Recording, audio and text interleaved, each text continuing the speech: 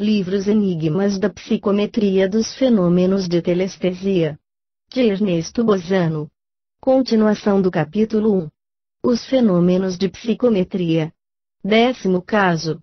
Podendo a teoria que atribui aos objetos a capacidade de revelar a própria história ser tida como fundamental para a explicação de fenômenos psicométricos, convém examiná-la sob todos os seus aspectos.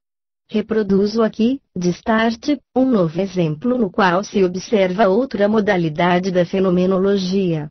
Tomei-o de uma série de experiências da senhorita Edith Altorne, publicadas em Light, 1903, página 173. Diz a senhorita Altorne.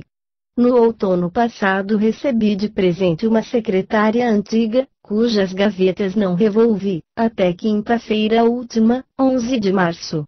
Ali encontrei uma coleção de relíquias guardadas por um ancião, entre elas um pedaço de pano de linho antiquíssimo, do tamanho de algumas polegadas. Um tal ou qual escrúpulo me impediu de condenar ao fogo esse retalho, bem como outros artigos insignificantes, obreias, lacre, etc.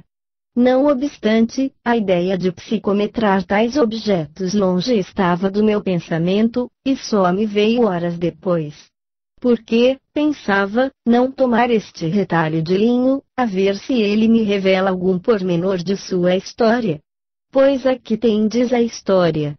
Desde o instante em que o tomei, senti-me transportado à abadia de Westminster, precisamente a um compartimento sombrio no qual mal se respirava. Havia ali uma espécie de exposição ceroplástica, ou seja, arte de fazer figuras de cera, reconhecendo eu a Rainha Isabel numa das figuras, vestida com magnífica saia de veludo recamada de esplêndidos enfeites. E a mim me parecia entrever também o linho, debaixo da saia.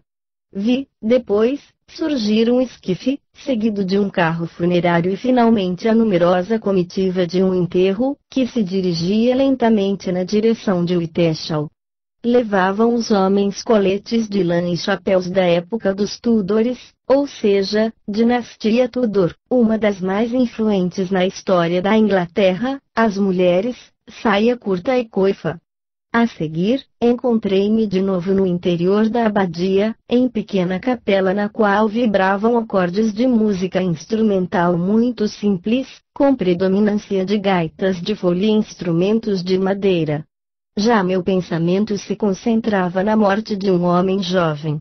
Pouco depois, vi-me na Torre de Londres, atravessei a Torre Verde, entrei na salinha da Torre Beauchamp, em cujas paredes se inscrevem tantos nomes. Ali estava um homem revestido em manto de parada, com colarinho de pregas. Rosto oval, pálido, cabelos castanhos, curtos, fronte estreita e alta, mãos brancas, esguias, de unhas bem cuidadas. Esse homem lia um livro em pergaminho, cujas letras maiúsculas de cada linha eram ricamente coloridas. A minha impressão era de que se tratava de um homem de letras. Vi que retirava do gibão um rosário e beijava-lhe a cruz. Ao vê-lo assim, afigurava-se-me que estivesse profundamente acabrunhado pela morte de alguém. De seus lábios como que brotava uma prece, enquanto com a mão esquerda estendida, na direção da Torre Branca, parecia indicar que para ali se dirigia o pensamento. Agora outra representação se me desdobra à vista. Na profundez da noite, distingo o pequeno batel à flor de um rio. Um homem munido de achote desamarrou a corda que prendia o barco ao barranco e vogava para Londres. De novo na Torre de Londres e precisamente no compartimento redondo da pequena torre. Várias mulheres em corpetes de lã costuravam e conversavam em tom geral de tristeza, como se tratasse de luto, antes nacional que privado. Dali me transportei a Shephead, onde as casas me fizeram evocar decorações teatrais. Reconheci-me, então, na loja de um negociante de fazendas, às voltas com duas freguesas, e ouvi distintamente as palavras Bretanha e Sache. Logo imaginei que a fazenda que procuravam comprar provinha dessas duas regiões. Ambas as freguesas pareceram-me tristes, mas não angustiadas. A seguir, vi-me num compartimento escuro e frio, saturado do cheiro de vinagre misturado com algumas plantas aromáticas, e tive arrepios de pavor ao pressentir a proximidade de um cadáver. A cena mudou, ainda uma vez, e vi aparecer um carro fúnebre, sobre o qual se estendia, deitada, uma figura de cera amortalhada de forma principesca e toda uma multidão formigante ao seu redor. Finalmente, atravessei os subterrâneos da abadia de Westminster, aonde me chegavam, de longe, as vozes solenes de um órgão e onde movimentavam-se algumas mulheres ocupadas na arrumação e limpeza de poeirentas roupas, que me fizeram espirrar fortemente. Aquela poeirada secular sufocava-me. Sentia na boca um gosto de cânfora, sândalo e substâncias outras antissépticas, cujo nome ignoro. E aquela poeira formou diante de meus olhos uma sucessão de episódios históricos, muito fugazes, que não foi possível discernir o bastante para poder descrevê-los. Todavia, essa série de imagens gravou-me no espírito a convicção de que o antiquíssimo retalho de linho havia pertencido às vestes de uma personalidade real e que por isso fora transferido a uma figura de cera. Tudo isso assumia feição de agradável lição da história e costumes ingleses, mas o valor das cenas entrevistas afigurava-se-me assaz duvidoso. Em todo caso, não me encontrava em condições de resolver o problema, porque meus conhecimentos concernentes à abadia de Westminster limitavam-se a uma rápida visita ao túmulo de Charles Dickens, em 7 de fevereiro do corrente ano.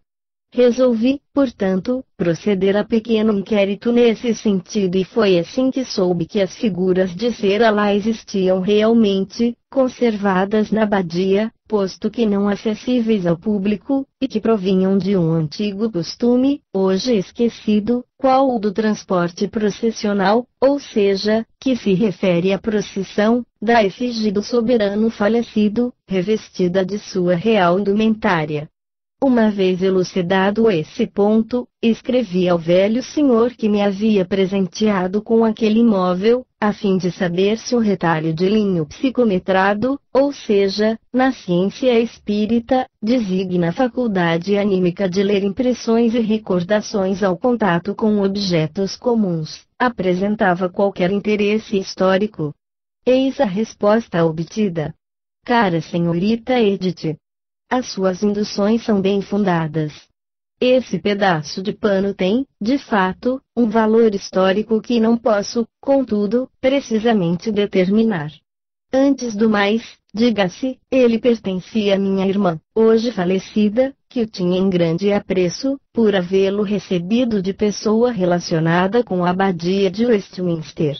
Muito grata ficaria eu se qualquer leitor destas linhas pudesse inteirar-me da época em que foi abolida a cerimônia do transporte das efígies reais em cera. Nessa narrativa convém notar a convergência admirável de todas as visões da sensitiva, por lhe darem a conhecer que aquele retalho havia sido cortado das vestes de uma figura real, ceroplástica, existente na abadia de Westminster.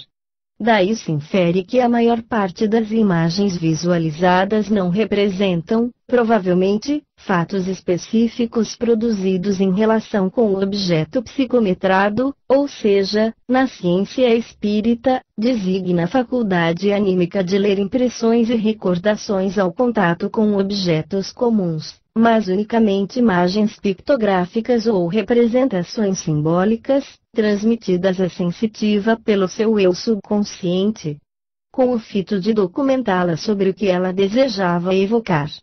Assim, por exemplo, a figura do erudito que murmura uma prece apontando para a Torre Branca, como a fazer-lhe compreender que era personagem real a pessoa por quem exorava, assim, igualmente, as duas senhoras que numa loja compravam tecidos, pronunciando as palavras Bretanha e Sache, como para identificar a procedência do pano psicometrado, ou seja, na ciência espírita, designa a faculdade anímica de ler impressões e recordações ao contato com objetos comuns. Essas duas visadas não podem ser tidas como reprodução de fatos antepassados, mas como verdadeiras imagens pictográficas e simbólicas, destinadas a informar a sensitiva de fatos em relação com o objeto psicometrado, ou seja, na ciência espírita, designa a faculdade anímica de ler impressões e recordações ao contato com objetos comuns. Se for verdade que esse novo aspecto das manifestações psicométricas contribui, até certo ponto, para explicar o problema que vimos confrontando, não pode ele, por outro lado, modificar as conclusões por nós adquiridas no intuito de lhes explicar a gênese. Com efeito, para nos inteirarmos dessa forma de indícios psicométricos de natureza simbólica é preciso, a despeito de tudo, recorrer à hipótese de uma influência pessoal depositada nos objetos pelas pessoas que deles se utilizam, ou à hipótese complementar dos sistemas de vibrações correspondentes aos acontecimentos através dos quais tenham passado os objetos. Sem essa sanção, inexplicável fora a causa mediante a qual se estabelece a relação entre o sensitivo e as pessoas, coisas, ambientes meta-etéricos ou éter do universo. E sem embargo, menos verdade não é que precisamos ter em conta o fato de as visualizações nem sempre corresponderem aos acontecimentos reais, inerentes ao objeto psicometrado, ou seja, na ciência espírita, designa a faculdade anímica de ler impressões e recordações ao contato com objetos comuns.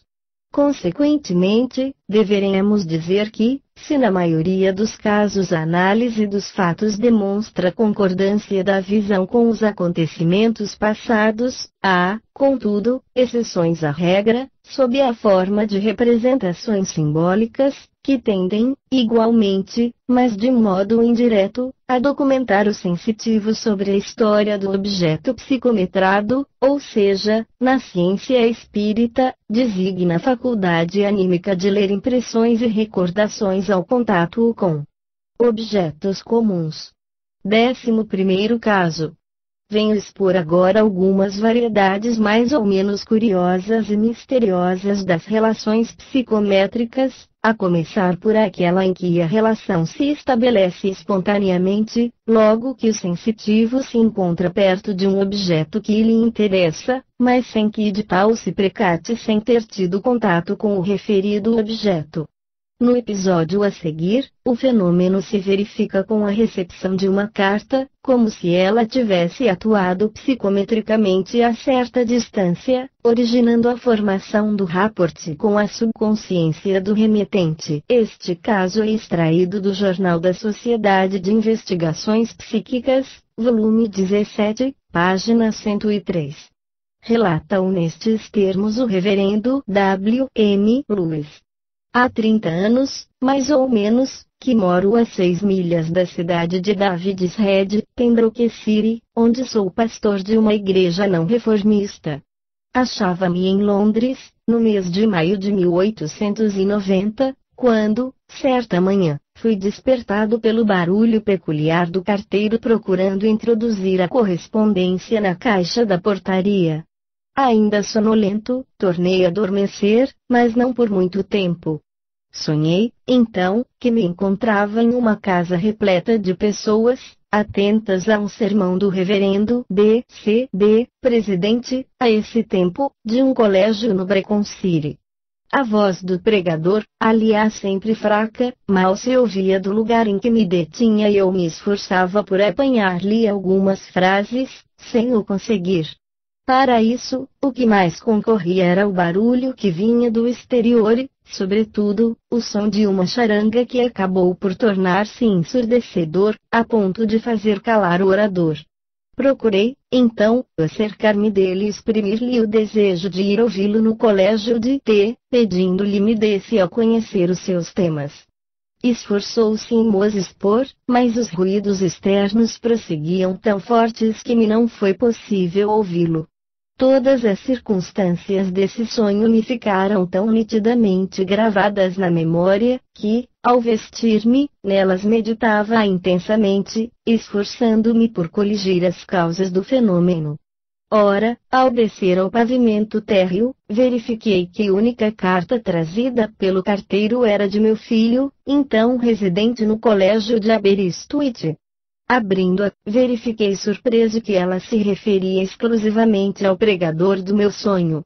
Meu filho aí contava que, precisamente no domingo anterior, a congregação tivera a honra de ouvir, na capela de que era ele titular, o reverendo B.C.D., cuja fama atraíra grande número de crentes e cujos sermões obtiveram memorável êxito em toda a região.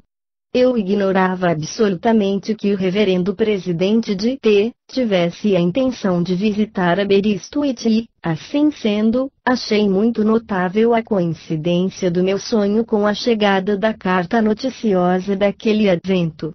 Contudo, eis aqui a circunstância ainda mais notável e insólita.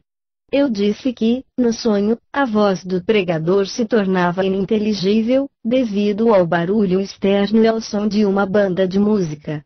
Ora, quando de retorno ao lar, recebi a visita de meu filho em férias, ao contar-lhe o sonho tão idêntico ao texto da carta, disse-me ele: o que há de mais estranhável nesse sonho é que, no domingo da pregação do reverendo em nossa capela, mal apenas começava ele o sermão, quando passou na rua, que fica atrás da mesma capela, todo o cortejo de um circo de cavalinhos, o barulho dos carros, cavalo e povo era tal que, por algum tempo, nada se podia ouvir.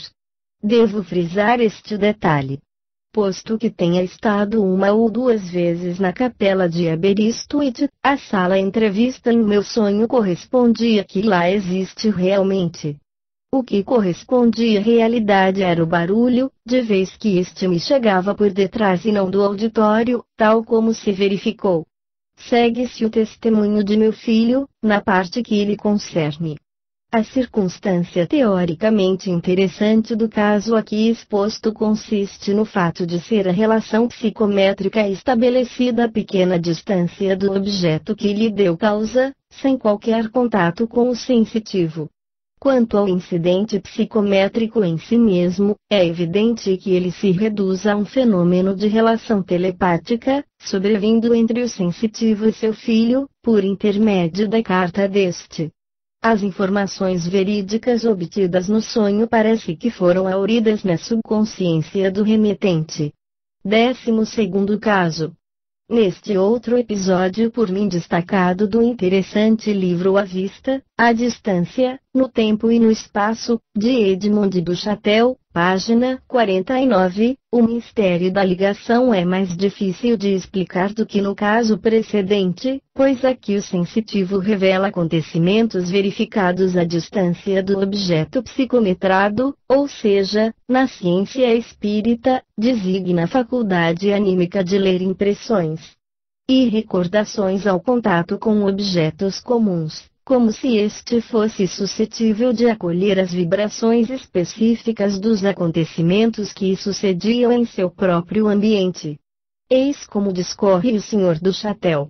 Para dar ideia de uma consulta completa, transcrevemos a experiência de 13 de setembro de 1909, com uma bolsa de senhora, guardada na gaveta de um armário até dezembro de 1903, data do falecimento da sua dona, em virtude do qual passou, de mistura a objetos outros, para local diferente.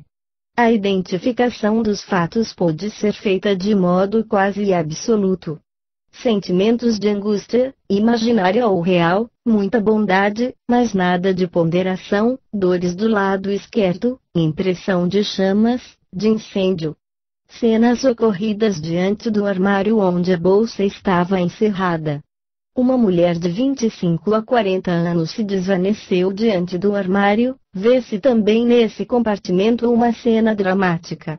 Dois homens, tipo operário, trazem uma pessoa ferida, provavelmente um militar, a fim de ser pensado.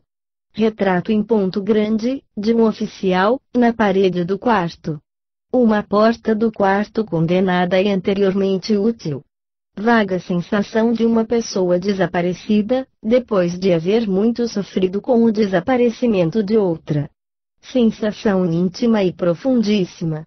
Em contato com o objeto, uma carta de pêsames, começando por cara filha, entre parênteses. A bolsa fora tocada há longo tempo por alguém de vida interior muito intensa, objeto assaz fluidificado. Sem que se possa excluir a possibilidade dos objetos registrarem, a curta distância, as vibrações específicas dos acontecimentos desdobrados no ambiente em que se encontrem, é muito mais provável, no caso especial em apreço, que o sensitivo, por intermédio do objeto psicometrado, ou seja, na ciência espírita, designa a faculdade anímica de ler impressões e recordações ao contato com objetos comuns. Se tem achado em relação com o meio em que permanecera o dito objeto. Efetivamente, se, no que concerne aos incidentes dramáticos ocorridos diante do armário, é teoricamente possível admitir que as vibrações específicas projetadas em torno por esses incidentes hajam sido registrados pelo éter imanente na bolsa psicometrada, outro tanto não poderia dar-se com as outras revelações do sensitivo, tais como a existência de um retrato de oficial e de uma porta condenada, duas coisas inanimadas inertes, que não deveriam, portanto, emitir vibrações específicas, sem contar que a expressão porta condenada implica uma informação de natureza negativa, isto é, inexistente como fato em si, capaz de emitir vibrações informativas. Por outro lado, essas revelações se complicariam de si mesmas, ao admitir-se a ligação do sensitivo com o ambiente de onde provinha a bolsa, inclusive a pessoa que o habitava, provavelmente aparentada com a falecida dona daquele objeto. 13º caso. Essas considerações, nas quais tratamos de psicometria distância, levam, naturalmente, a tocar no caso da psicometria de um meio ambiente, quando o sensitivo nele se encontre. Os fatos dessa natureza são assaz frequentes na fenomenologia psicométrica. É provável mesmo que eles se verifiquem, mais do que pudéramos supor, na vida prática diuturna. Eis o que a respeito observa o Sr. do Chapéu. A sensibilidade do Sr. Fanag é de tal natureza que, penetrando em um quarto, experimenta a estranha angústia, sempre que esse quarto foi teatro de acontecimentos mais ou menos trágicos, embora dele desconhecidos. É possível que essa mesma sensibilidade seja peculiar, em menor grau, a muitas pessoas e de molde a explicar vagos temores, indisposições e mesmo pesadelos, que certos temperamentos sensitivos, principalmente mulheres e crianças, experimentam em alguns sítios, sem motivo apreciável e definido. Tudo nos leva a crer que essas reflexões do Sr. do Chapéu têm fundamento real na prática.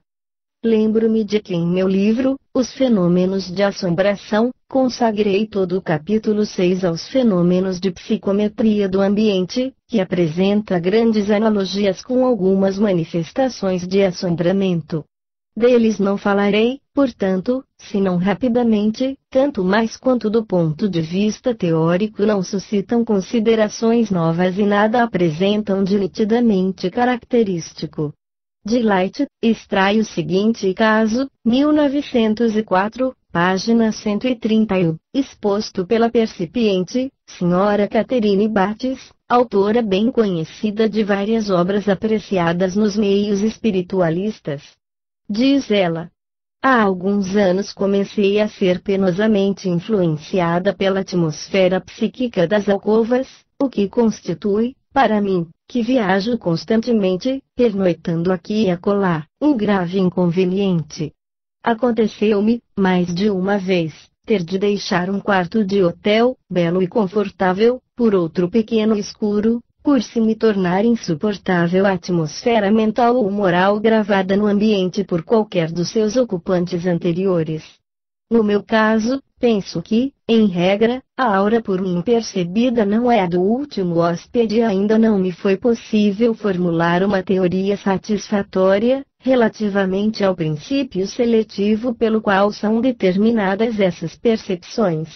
Todas as vezes que consegui certificar-me de quem era a aura percebida, como no caso que passo a relatar, verifiquei quase sempre que os últimos hóspedes não haviam deixado qualquer influência perceptível e que as minhas faculdades psicométricas tinham desanichado, ou seja, desalojado, auras de antigos hóspedes, os quais, contudo, nem por isso se distinguiam por seu relevo pessoal.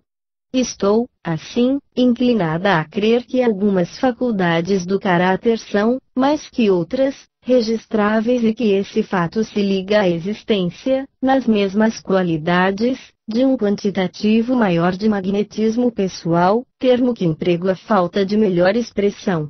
Essa hipótese é, com efeito, a única capaz de explicar, de qualquer forma, esse princípio seletivo, na percepção dos fatos. Quanto a mim, tenho notado que as impressões mais nítidas e mais profundas, recebidas em semelhantes circunstâncias, provêm dos casos de ativa sensualidade. Mas, ainda bem que os sensitivos são também aptos a perceber as impressões puras e elevadas depositadas nos ambientes, notando-se, porém, que estas são de natureza muito mais genérica. Verdade é que todas as vezes que consegui analisar psicometricamente um temperamento, foi antes graças aos defeitos, que às boas qualidades ao mesmo pertinentes. Há alguns anos, achando-me na província, hospedada em casa de uma amiga, a senhora M. ocupava um espaçoso e belo quarto. Desde a primeira noite, percebi que aquele cômodo estava misteriosamente saturado da influência de um homem. O que me revelava essa influência era uma forte sensualidade, de criatura não má, mas apenas fraca e inteiramente entregue às circunstâncias e aos seus pendores hereditários, a falta de poderes inibitórios. Vários outros traços característicos do seu temperamento me foram revelados simultaneamente, mas desses não me lembro assaz nítidos, de feição a poder descrever. O conjunto das impressões foi, contudo, tão pronunciado, que me dispus a iniciar um inquérito a respeito. Minha amiga tinha 2 filhos no exército. Um, conheci-o, nada tinha de comum com o misterioso ocupante do meu quarto, outro, o mais velho, jamais o vira. Duvidando que pudesse tratar-se dele, pedi, a pretexto qualquer, me fosse mostrada a sua fotografia. O rapaz encontrava-se então nas Índias. Analisando o retrato, senti-me liberta da ansiedade moral que me assaltava, convencida de que meu enigma ficaria sempre insolúvel. Minha amiga tinha ideias preconcebidas quanto às faculdades humanas supranormais, julgando-as puramente imaginárias. Eis porque me atirava indiretas irônicas, referentes ao inquérito que qualificava de uma das minhas habituais fantasias. Então, disse-lhe: agora que tive a prova de que não se trata do seu filho, vou descrever minuciosamente o caráter do indivíduo que ocupou esse quarto. Quando terminei minha exposição, a senhora M. fitou-me grandemente admirada e, retirando-se para o quarto contigo, de lá regressou com o retrato de um cavalheiro para mim estranho, e mo entregou, dizendo: confesso que você acabou de descrever exatamente este meu cunhado, que, de fato, muitas vezes ocupou esse quarto, se bem que meus filhos o fizessem depois dele. Analisei, então, o retrato e reconheci nele o tipo de homem que se havia revelado de modo tão evidente pela psicometria. Os casos dessa natureza, nos quais as percepções dos sensitivos apenas são de natureza genérica e se limitam a impressões mais ou menos vagas, quanto ao temperamento individual do hóspede de um quarto, não se podem explicar facilmente por comunicações estabelecidas à distância, entre o sensitivo e a pessoa inculcada.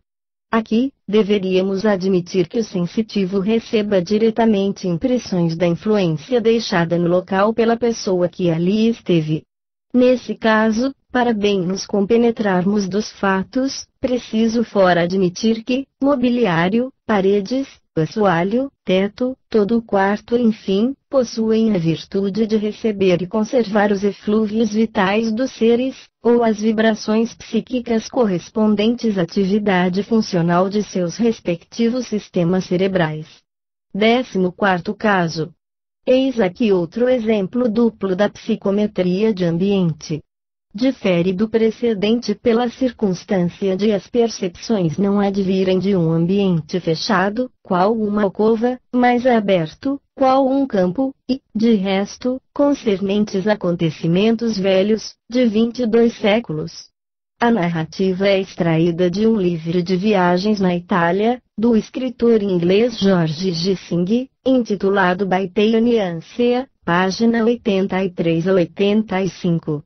Quando se verificou o incidente, achava-se o autor enfermo, na cidade de Crotona, onde Pitágoras fundara a sua célebre escola.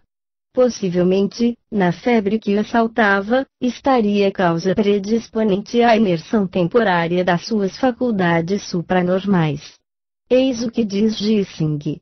Tornei-me momentaneamente vidente e confesso. Experimentei uma sensação de bem-estar real, qual antes não conhecera, de perfeita saúde. Achava-me perfeitamente acordado e calmo, quando tive uma série de visões maravilhosas. Em primeiro lugar vi um grande vaso ornamentado de esplêndidas figuras, depois, um mármore sepulcral com baixos relevos de beleza clássica, perfeita. Sucederam-se, então, outras visões desdobradas e desenvolvidas em dimensão e complexidade, presenciei cenas da existência social dos antepassados, vi ruas cheias de gente, cortejos triunfais, procissões religiosas, salões festivos e campos de batalha. O que mais me admirava era o colorido maravilhoso dos ambientes. Impossível dar uma ideia do esplendor desbordante das cores, que tonalizavam cada cena. Como poderia eu descrever com exatidão os detalhes de cada imagem visualizada? Coisas que não podia conhecer, e que a imaginação também pudera jamais criar, apresentaram-se-me com absoluta expressão de viva realidade. Surpreendia-me, muitas vezes, a contemplação de certos costumes pitorescos dos quais eu nada lera, motivos arquitetônicos inteiramente novos para mim, traços característicos diversos e insignificantes dessa tão remota civilização, que eu não pudera ter apreendido nos livros. Lembro-me de uma sucessão de rostos admiravelmente belos, lembro-me, também, do sentimento de pesar que me assaltava quando alguma daquelas personagens se esvaecia a meus olhos. Para dar uma ideia das representações complexas que desfilaram a meus olhos, vou descrever uma visão histórica que, mais que todas, se me gravou na mente. Quando Aníbal, após a Segunda Guerra Púnica, se transportou com seu exército para o sul da Itália, fez de Crotona seu quartel-general.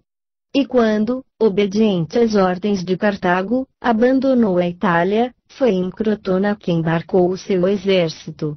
Aníbal tinha consigo um contingente de mercenários italianos e, no intuito de os impedir se alistassem nas fileiras inimigas, ordenou-lhes que o acompanhassem à África. E como eles se recusassem a obedecer-lhe, o general cartaginês os concentrou na praia, onde foram todos massacrados. Ora, eu vi a costa de Crotona e o promontório com o respectivo templo, não tais como se apresentam na atualidade, mas como deveriam ser há 2000 anos. O drama daquela carnificina se desenrolou a meus olhos nas suas mínimas particularidades. E tudo aquilo resplandecia à luz de um sol maravilhoso, sob a cúpula de um céu transparente de tal modo fascinante, que, só de os evocar, ainda me sinto deslumbrado de tanta luz e tanta cor. A alegria estática de semelhantes visões valia bem os 10 dias de febre que elas me custaram e, apesar do intenso desejo de as renovar, nunca mais pude obter algo de semelhante. O respiradouro pelo qual elas se haviam insinuado ficara fechado para sempre. Mas, seja como for, eu acreditarei, eu sentirei sempre que, durante uma hora, foi-me possível contemplar aspectos da vida social de tempos remotos, tão de minha predileção. Se me objetam que essas visões não correspondiam a qualquer coisa de real, eu responderia pedindo-me explicassem por qual milagre cheguei a reconstituir, com a mais minuciosa perfeição, um mundo que apenas conhecia pelas suas ruínas atuais. Como se pode deduzir do seu relato, o autor está intimamente convencido de que as maravilhas visualizadas algo continham de verídico. A mim me parece que se não pode deixar de dar-lhe razão, considerando que ele assevera, em relação aos detalhes históricos e motivos arquitetônicos pela primeira vez revelados no curso das suas visões, circunstância dificilmente conciliável com a hipótese alucinatória, mormente se aproximarmos essas visões de outras análogas, que podiam ser e foram, de fato, verificadas. Timbrando a hipótese alucinatória, observarei que, se antes das investigações metapsíquicas fora lícito aplicá-la a todo e qualquer fato inconciliável com a realidade conhecida, hoje isso não se justifica, diante da classificação de tantos fantasmas telepáticos, assombradores, premonitórios, incontestavelmente verídicos, bem como de tantas visões do passado, do presente e do futuro, rigorosamente autenticadas. Assim, pois, não é razoável a recusa absoluta de experiências que, como a precedente, conquanto não possam ser verificadas, contêm elementos que não conseguimos explicar por outras hipóteses. Em acolhendo a opinião de Gissing e admitindo que as suas visões constituem, como tudo parece indicar, uma reprodução autenticamente psicométrica dos acontecimentos a que se reportam, não restaria então, para explicar os fatos, se não recorrer a uma hipótese já precedentemente enunciada, ou seja, aquela pela qual supomos que os sistemas de vibrações correspondentes à atividade dos seres vivos e da matéria inanimada são registrados em um meio etéreo. No livro da Sra. Elsa Barker, intitulado Letters from a Living Dead Man, a personalidade mediúnica que se comunica assim se exprime a respeito da antiga civilização grega.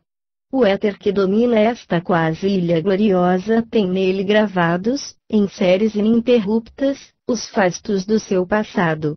Audácias de pensamento e audácias de execução.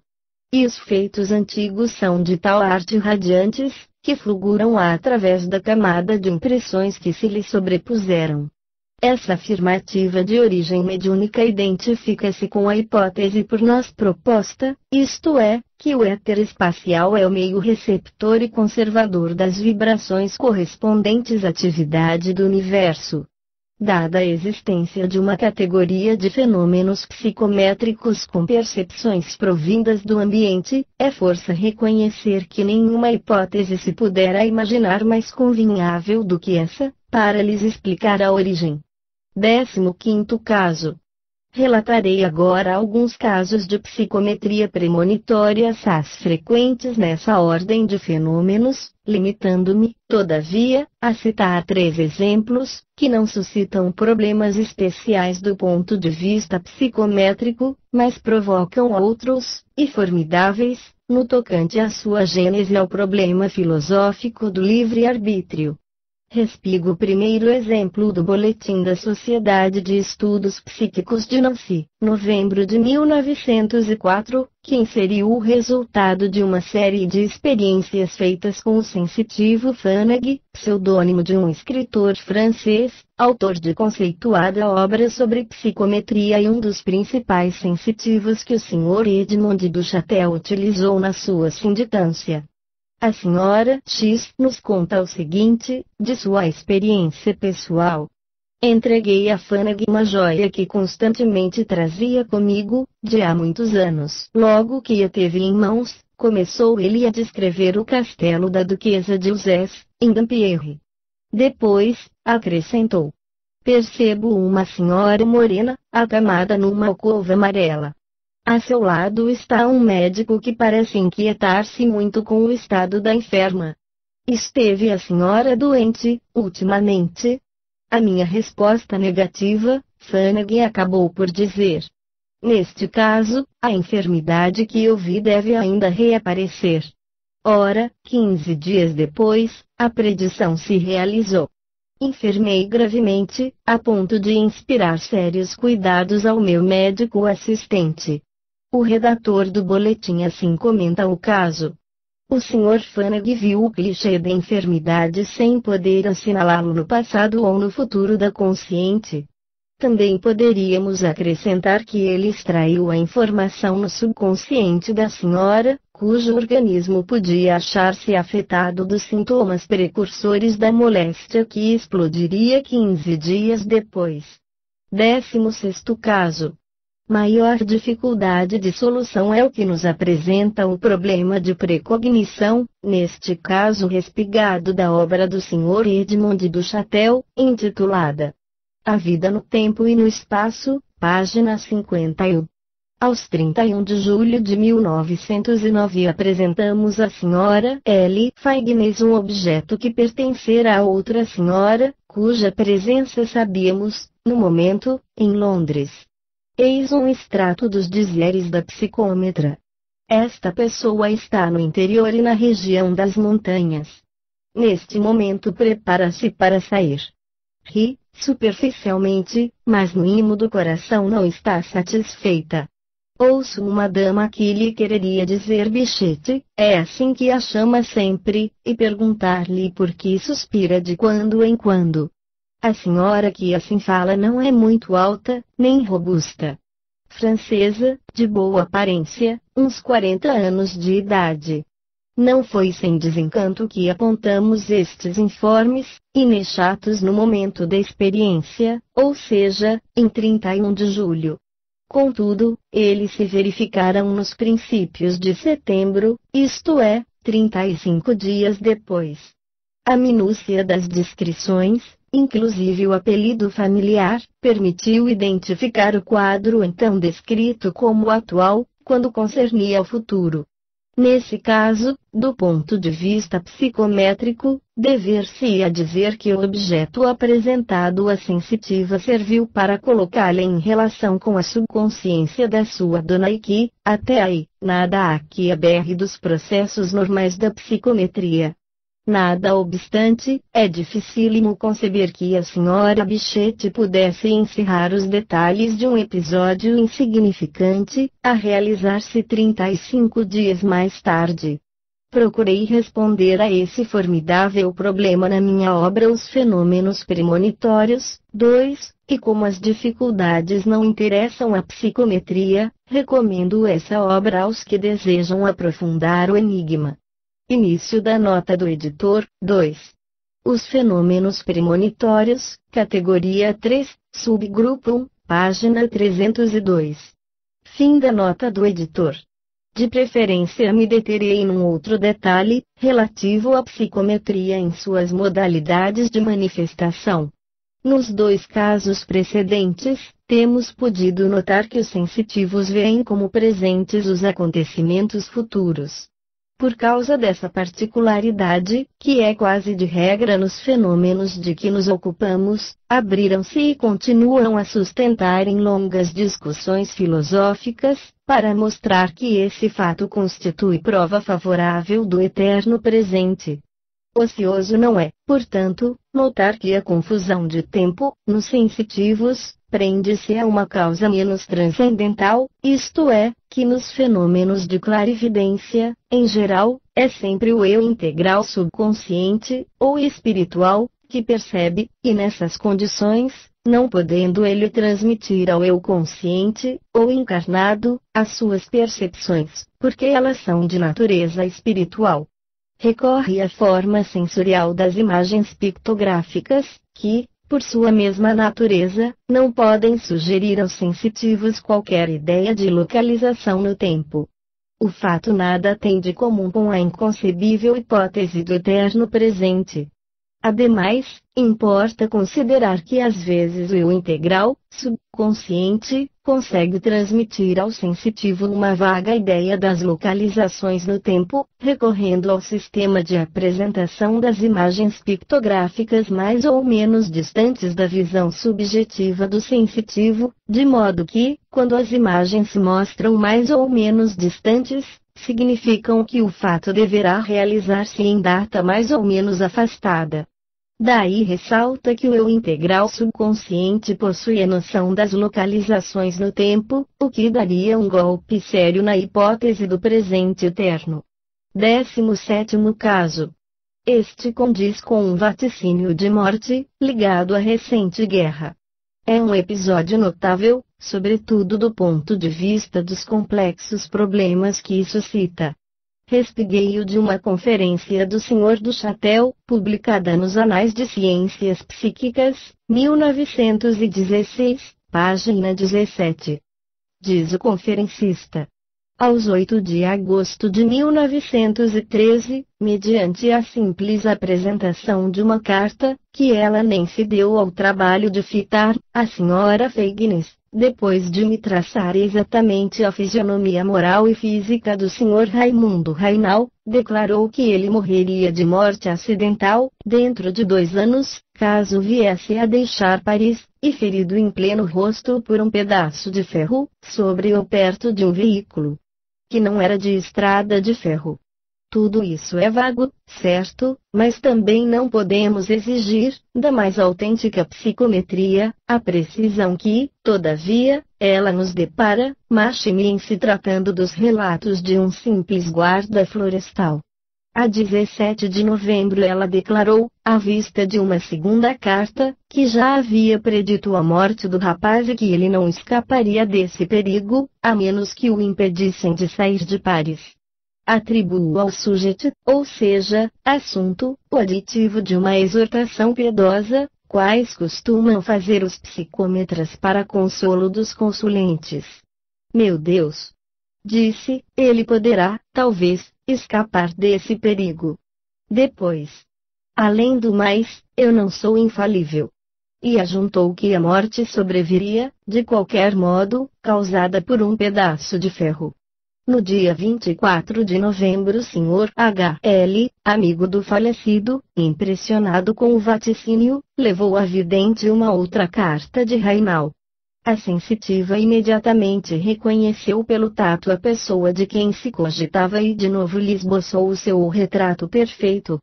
Malgrado as negativas tendenciosas do Sr. H.L., para induzi-la em erro, reproduziu-se a visão e a confirmação da morte dentro de 1 ano, e sempre do mesmo modo. Ao dizer-lhe o Sr. H.L. que Rainal não poderia afastar-se de Paris, ela lhe declarou que ele a isso seria constrangido por uma força maior e mais. Que a sua ausência seria de 1 mês, que a sua morte não seria logo conhecida, e sim dentro de 1 mês e meio, mais ou menos.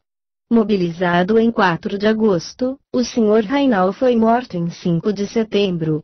No dia 19 a Sra. H. levou à Sra. Feignis a última carta de Rainal, a fim de obter detalhes da sua morte, e eis o que conseguiu.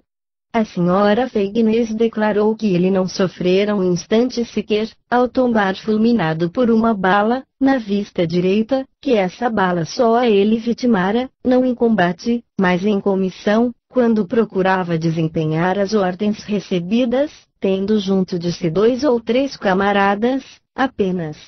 Finalmente, que, poucos dias antes, havia recebido uma carta postal que lhe o escrevera. E acrescentou mais.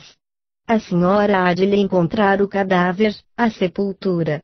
Havia que procurá-la não no campo, mas à margem direita de um caminho e à distância de alguns metros de um molho de palhas.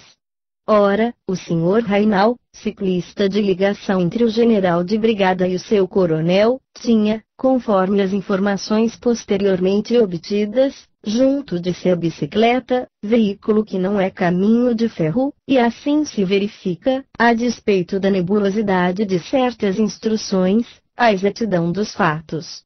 Rainal foi ferido precisamente no momento de reunir-se ao seu capitão, por uma bala que lhe penetrou o olho direito, eis o pedaço de ferro, e, varando-lhe o cérebro, passou de raspão pela espádua do capitão. Ele não sofreu um instante sequer. Assim foi. Morte fulminante. E a senhora H. acrescenta: tinha recebido uma carta postal entre 4 e 6 de setembro, por conseguinte, alguns dias antes, e eu encontrei o corpo em Barcy, ao norte de Meaux, aonde cheguei depois de ter atravessado água. O corpo estava envolvido em palha, a sepultura não apresentava qualquer indício aparente, mas aos primeiros golpes de picareta, quase à flor do solo, surgiu a sua caderneta militar. Finalmente, o corpo lá estava num campo, junto de um monte de palha. O senhor do Châtel nota, a propósito desse caso: aí temos um ator tombado no campo da luta. É uma morte que honra o teatro a que ele pertencia e do qual era uma das melhores esperanças. Pois bem, até parece que o seu papel fora de antemão escrito e que ele soube interpretá-lo depois de escrito.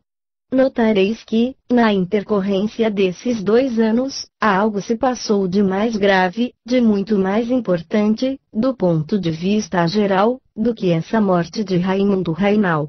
Sobreveio esse evento formidável de que ele foi uma das primeiras vítimas, sem que a respeito uma só palavra se articulasse. E aquele pedaço de ferro? Deus meu!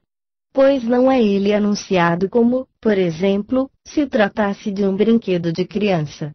A sensitiva diz, é um pedaço de ferro e, no entanto, ela ignorava a guerra. E viu, contudo, que dentro de 2 anos aquela criatura morreria, sem saber que tal sucederia num campo de batalha. Enfim, acabou facilitando o encontro do corpo. Diante disso, estaremos inibidos de perguntar, tomando por paradigma esse exemplo de um ator teatral, se o nosso papel não estará já escrito e para um cenário preparado por alguém que ignoramos, mas cujos vestígios se encontram em alguma parte e são eventualmente perceptíveis por sujeitos extraordinariamente delicados e sensíveis. Pergunto-vos, pura e simplesmente, se nós não seremos atores, se, quando julgamos improvisar não fazemos mais que repetir, e ocorre-me o que seria até certo ponto uma solução, isto é, que por mais reduzido que fosse o nosso livre-arbítrio, ele não deixaria de existir, tanto quanto existiu o do ator Rainal.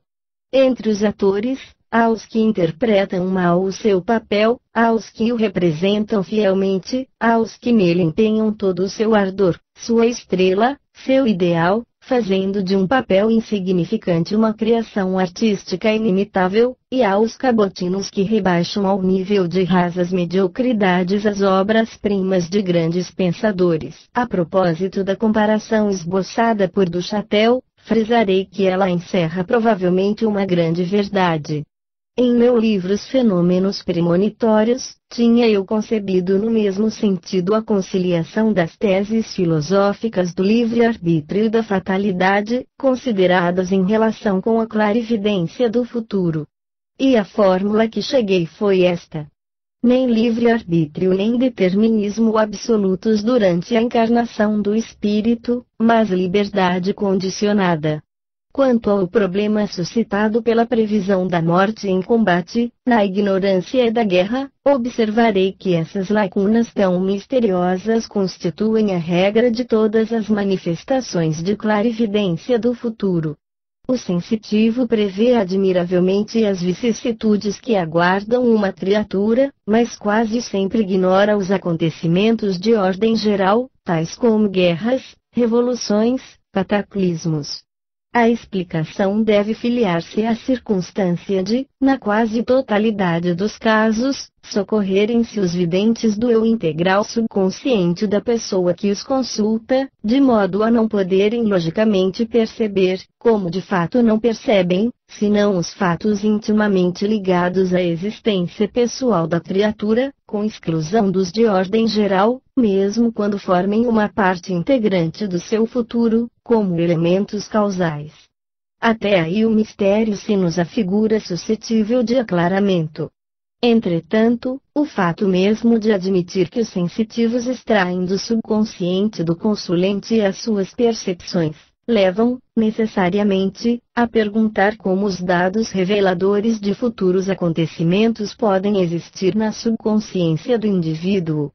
A essa objeção, já respondi na minha obra Os Fenômenos Premonitórios, páginas 119 seguintes. Basta relembrar aqui que a única hipótese capaz de explicar o mistério seria da reencarnação.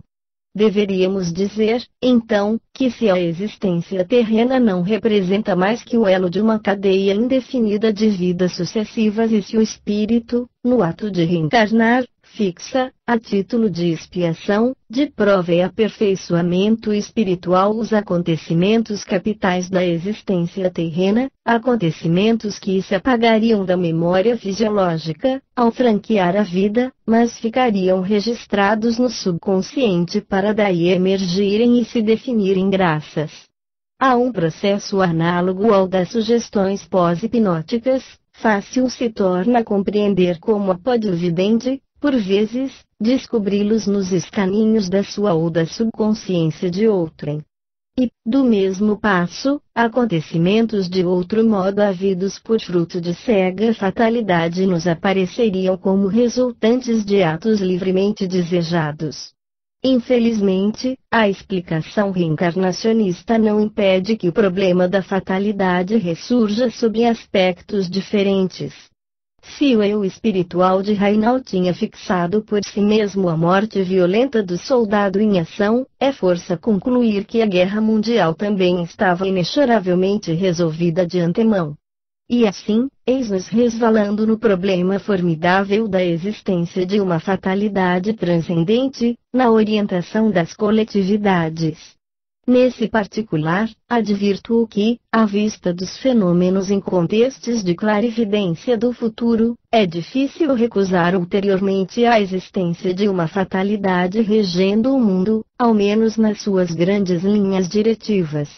Um tal postulado, sobre ser inevitável, apresentaria reconfortante aspecto filosófico, pois implicaria a existência de entidades espirituais prepostas à governança da humanidade, por consequência, a existência de Deus e sobrevivência da alma. Se divinatio est, die sunt. E essa conclusão, ainda hoje, parece incontestável.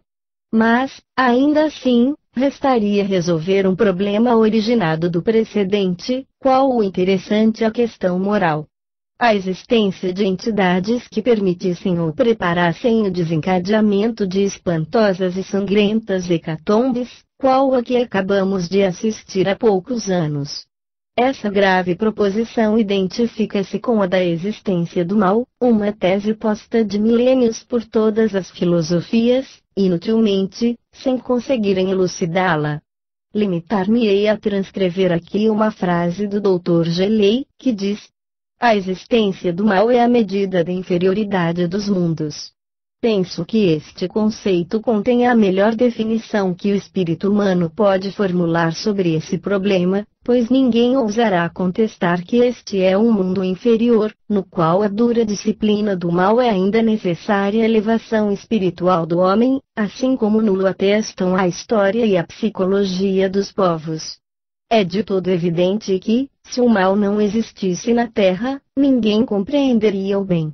Menos evidente não é que a história nos ensina a estimar no mal, sob todas as suas formas, um instrumento indispensável ao progresso da humanidade.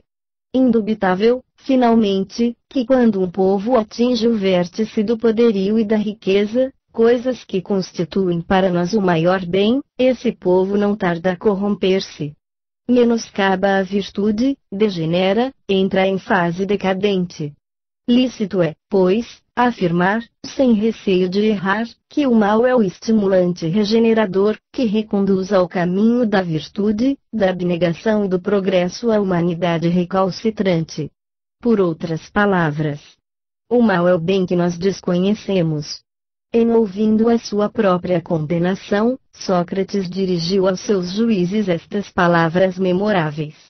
Essa voz profética do demônio, que não deixou de se fazer ouvir durante toda a minha vida e a todo momento, sempre me desviou do que me pudesse acarretar um mal. Hoje que me sobrevêm estas coisas, que se podem considerar piores, porque se calha essa voz?